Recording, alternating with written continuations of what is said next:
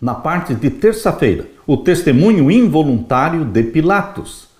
Várias vezes João registra as tentativas dos líderes religiosos de prenderem Jesus, de matarem Jesus, levá-lo ao julgamento, sentenciando-o à morte, um tema importante no Evangelho de João, frequentemente destacado por Jesus, é que o seu momento e a sua hora ainda não havia chegado, o que se referia à sua morte na cruz. Agora havia chegado a hora. Jesus foi preso no jardim do Getsemane, levado perante Anás, depois para o sumo sacerdote Caifás e 2 vezes perante Pilatos. João recorreu a várias testemunhas de todas as esferas da vida para testificar de que Jesus é o Cristo, o Messias. Agora, João menciona Pilatos, o governador que julgou Jesus. Esse é o testemunho importante porque Pilatos era romano, governador e juiz, enquanto muitos outros que testemunhavam eram judeus, pessoas comuns. Como o veredito de Pilatos está relacionado ao tema central do Evangelho de João? Vamos ler então em João capítulo 18. João capítulo 18, vamos ver o verso 38. Leia comigo. Disse-lhe Pilatos: que é a verdade? E dizendo isto, tornou a ir ter com os judeus e disse-lhes: não acho nele crime algum. Pilatos, um juiz romano, ele disse: não acho nele crime algum. Ele percebeu que Jesus era inocente. E aqui no capítulo 19, no verso 4 até o verso 22, diz assim: então Pilatos saiu outra vez e disse-lhes: eis aqui vou-lo trago fora para que saibais que não acho nele crime algum. Pela segunda vez, ele está dizendo: este homem é inocente. Saiu, pois, Jesus fora, levando a coroa de espinhos e o vestido de púrpura, e disse-lhes Pilatos: eis aqui o homem. Vendo-o, pois, os principais dos sacerdotes e os servos clamaram, dizendo: crucifica-o, crucifica-o. Disse-lhes Pilatos: tomai-o vós e crucificai-o, porque eu nenhum crime acho nele. Pela terceira vez ele está dizendo: eu vejo este homem como inocente, não vejo nenhum crime nele. Responderam-lhe os judeus: nós temos uma lei, e segundo a nossa lei deve morrer, porque se fez filho de Deus. E Pilatos, quando ouviu esta palavra, mais atemorizado ficou, porque ele agora tinha consciência de que Jesus se declarou Deus. Quem se declarava filho de Deus estava se declarando Deus. E o verso 9: e entrou outra vez na audiência e disse a Jesus: de onde és tu? Mas Jesus não lhe deu resposta. Disse-lhe, pois, Pilatos: não me falas a mim? Não sabes tu que tenho poder para te crucificar e tenho poder para te soltar? Respondeu Jesus: nenhum poder terias contra mim se de cima não fosse dado, mas aquele que me entregou a ti maior pecado tem. Desde então Pilatos procurava soltá-lo, mas os judeus clamavam dizendo: se soltas este, não és amigo de César. Qualquer que se faz rei é contra César.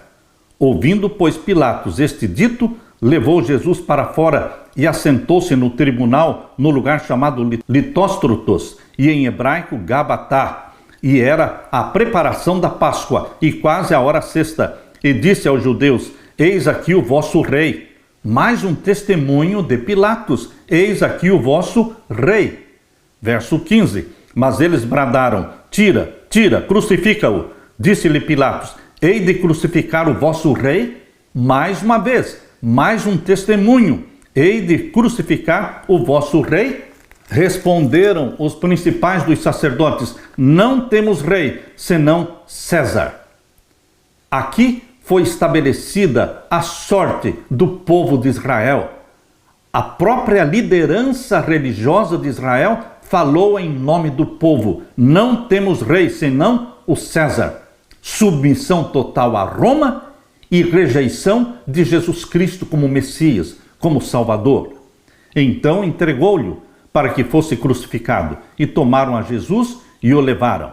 E levando ele às costas a sua cruz, saiu para o lugar chamado Caveira, que em hebraico se chama Gólgota, onde o crucificaram e com ele outros 2, um de cada lado e Jesus no meio.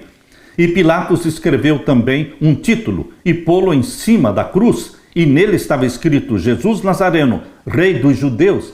mais um testemunho de Pilatos, que escreveu: Jesus Nazareno, Rei dos Judeus. E muitos dos judeus leram este título porque o lugar onde Jesus estava crucificado era próximo da cidade e estava escrito em hebraico, grego e latim. Diziam, pois, os principais sacerdotes dos judeus a Pilatos: não escrevas Rei dos Judeus, mas que ele disse: sou Rei dos Judeus. Respondeu Pilatos: o que escrevi, escrevi. Meu querido irmão, Deus falou pela boca de Pilatos. Ele é inocente. Jesus foi levado a Pilatos na manhã de sexta-feira. João 18, 28. O plano do governador era despachar o prisioneiro rapidamente para o seu destino. Mas o comportamento de Jesus chamou a atenção de Pilatos. Ele interrogou Jesus e ouviu dos seus lábios: eu para isso nasci e para isso vim ao mundo, a fim de dar testemunho da verdade, e todo aquele que é da verdade ouve a minha voz. João 18, 37. Pilatos tinha interesse em conhecer a verdade. Queridos, embora o governador tenha finalmente condenado Jesus à morte, 3 vezes o reconheceu inocente e escreveu sobre a cruz as palavras: Jesus Nazareno, o Rei dos Judeus, completando o seu testemunho de quem Jesus é. Jesus é realmente o Rei dos Judeus, rejeitado, mas ele era o Rei dos Judeus. Apesar do seu testemunho de que Cristo era inocente, o governador o condenou à morte. Pilatos tinha a própria verdade diante dele, e assim, permitindo que a multidão o intimidasse, condenou Jesus à morte. Que exemplo trágico de que nem sempre conseguimos seguir o que a consciência e o coração nos dizem ser correto. Pilatos temia perder a posição de governador. Quando eles disseram: se soltas a Jesus, não és amigo de César, porque nós só temos um rei e este rei é César. Então Pilatos foi ameaçado diante de César. E ele, Pilatos, intimidou-se. Para não perder a sua posição de governador romano na Palestina, ele decidiu entregar Jesus para a morte. Queridos, Pilatos lavou as mãos em água, mas as suas mãos estavam ensanguentadas. Mesmo a esposa de Pilatos foi visitada por Deus através de um sonho. A esposa de Pilatos teve um sonho onde viu Jesus Cristo como Filho de Deus, como Salvador do mundo, e escreveu um bilhete para Pilatos dizendo: não entres na questão deste homem justo, porque eu muito sofri por causa dele num sonho. E Pilatos tentou soltar e libertar Jesus Cristo, mas o povo judeu, a liderança judaica, disse: crucifica-o, crucifica-o. Ficaram do lado de Roma e rejeitaram o Messias. Agora, no tempo do fim, novamente, todas as igrejas estão correndo para Roma. Igrejas evangélicas, todas protestantes, estão indo para Roma. O ecumenismo é uma estrada de mão única que leva todos os cristãos para Roma, para que se submetam a Roma e deem as costas para o Messias, deem as costas para Jesus Cristo, o Salvador do mundo. Submeter-se a Roma é rejeitar Jesus Cristo, rejeitar a salvação pela fé em Jesus Cristo. Sujeitar-se a Roma é perdição. Queridos, a história vai se repetir agora neste tempo do fim, nesta última geração.